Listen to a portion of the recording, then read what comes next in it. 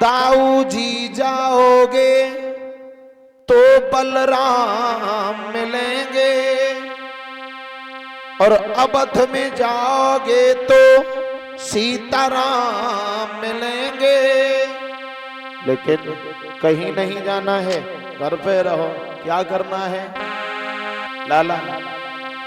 और माता पिता के चरणों में चारों धाम मिलेंगे, माता पिता के चरणों में चारों धाम मिलेंगे।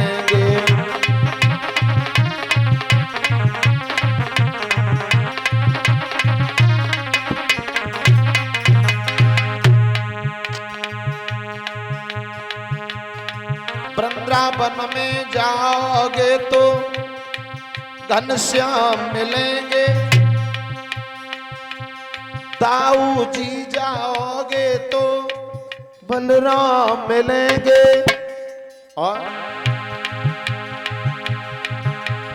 अवध में जाओगे तो सीताराम मिलेंगे। माता पिता के चरणों में चारों धाम मिलेंगे, माता पिता के चरणों में चारों धाम मिलेंगे।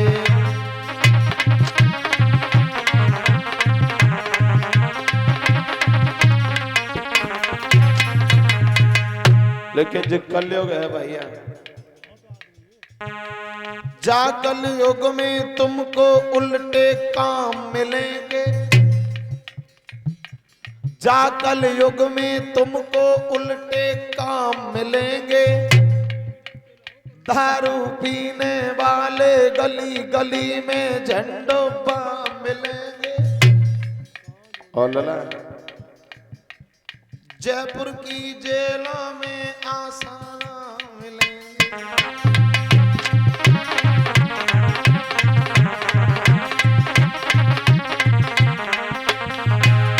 माता पिता के चरणों में चारों धाम मिलेंगे, माता पिता के चरणों में चारों धाम मिलेंगे।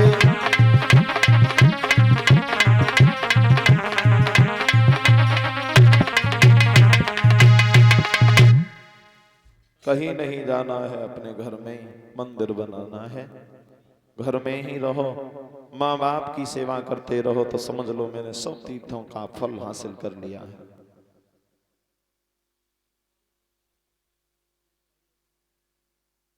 महाराज श्री सुखदेव भगवान बोले, हे राजन परीक्षित, बहुत बड़ा जब चारों तरफ अधर्म होने लगा, पृथ्वी मैया से वो भार सहन नहीं हुआ। पृथ्वी मैया से जब वो भार सहन नहीं हुआ तो पृथ्वी रसातल के लिए धंसने लगी। देवताओं ने देखा, बोले देवी कहां चली है? पृथ्वी ने जवाब दिया, हमारे ऊपर बड़ा अत्याचार होने लगा, अब हम ज्यादा समय तक यहां नहीं रुक सकते हैं। क्यों? बोले नहीं, बहुत अत्याचार होता है, जब तक बर्दाश्त होता रहा तब तक बनी रही, अब बर्दाश्त से बाहर यहाँ अत्याचार हो रहा है, अब मुझे रसातल में धंसना ही पड़ेगा। जिधर का पल्ला भारी होता है उधर अक्सर नीचे ही जाना पड़ता है। अब यहाँ पापों का पल्ला भारी हो गया है तो मुझे धंसना ही पड़ेगा। देवताओं ने जवाब दिया, धैर्य नहीं छोड़ा, हम सभी लोग ब्रह्मा जी के पास में चलेंगे और ब्रह्मा जी कोई न कोई उपाय जरूर बताएंगे। तो पृथ्वी ने गाय का भेष बनाया, और गाय का भेष बनाने के बाद में चली पृथ्वी मैया, गाय का रूप बना करके पृथ्वी चली, सभी देवताओं के साथ में ब्रह्मा जी के पास में पहुंचे। अच्छा, प्रमाण तो यहां तक मिलता है कि जब जब इस धरती पर अत्याचार हुआ है तब तक पृथ्वी ने गाय का भेष बनाया। और गाय का ही रूप क्यों बनाया? शास्त्रों के अनुसार गाय के शरीर में 33 कोटि देवी देवता का निवास करते हैं। वो गाय कौन सी होती है? गाय होती है जिसके पीठ पर कुब्ब होता है, ठाठा जिसे बोलते हैं, हाँ कुब्ब, वो होती है गाय। और जो अब अमेरिकन और जर्सी चल रही है, जो गाय नाम का एक पशु है, गाय नहीं है। गाय वही है जिसकी पीठ पर कुब्ब होता है। और देखा होगा दादा, अच्छा जो अमेरिकन और देसी गाय जो होती है वो तो पुनीतम है, लेकिन जो अब आजकल घर में पाली जाती है दूध की वजह से वैरायटी, उन्हें तुम खूब लोई दियो, खूब पैर छुइयो, कोई मतलब ना है। महाराज ये कुछ वैज्ञानिकों की टेक्नोलॉजी है, लेकिन सही बात तो ये है, देसी गाय ही असली गाय होती है। उसी के शरीर में देव निवास करते हैं, उसी की सेवा करने से हमें पुण्य मिलता है। और किसी भी जानवर की कोई सेवा करते हैं, गाय को जानवर नहीं, गाय माता कहते हैं, न गाय को पशु कहते हैं।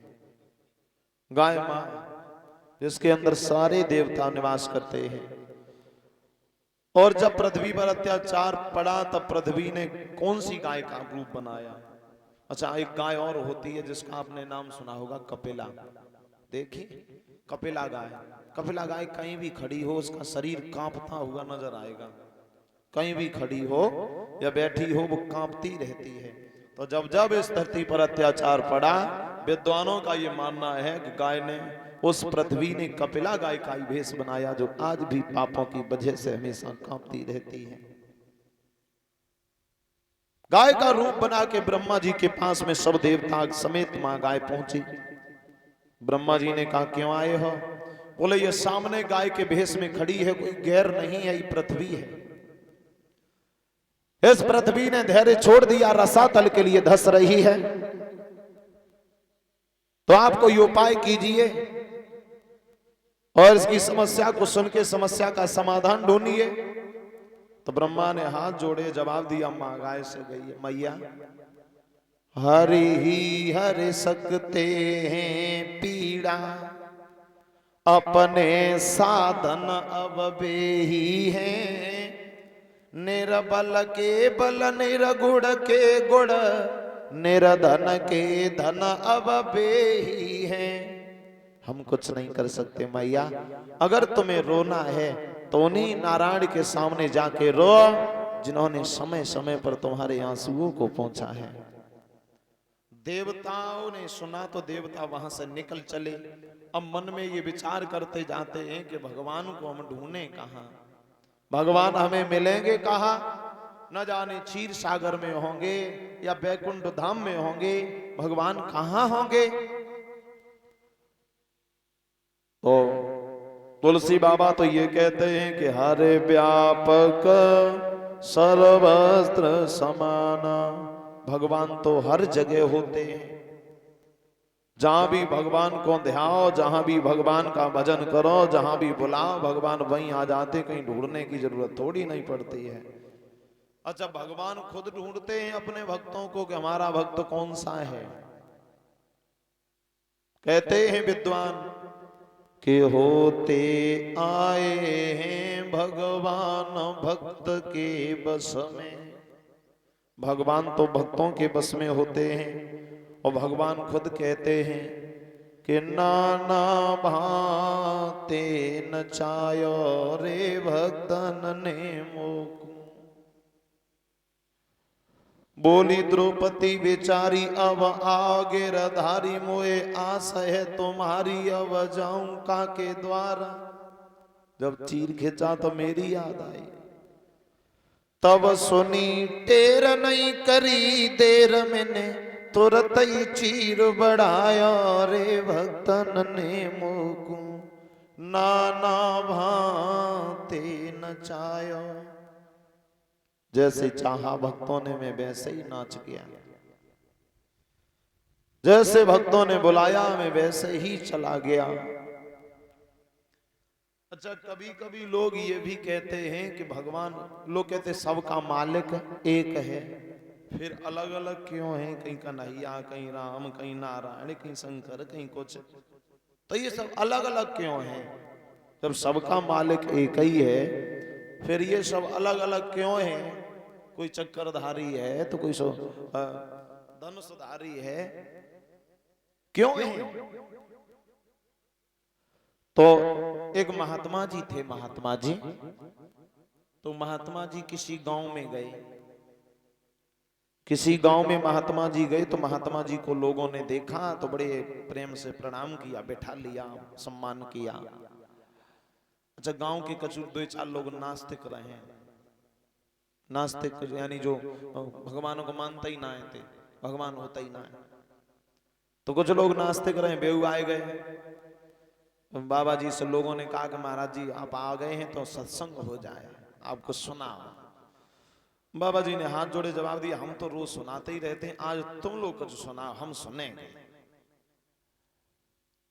तो जो गांव के नास्तिक थे वो बातें बहुत करते थे, बीच बीच में बोलने लगते थे। तो बाबा जी ने जवाब दिया इनसे ही कहो, यही सुनाएंगे कुछ। तो वही खड़े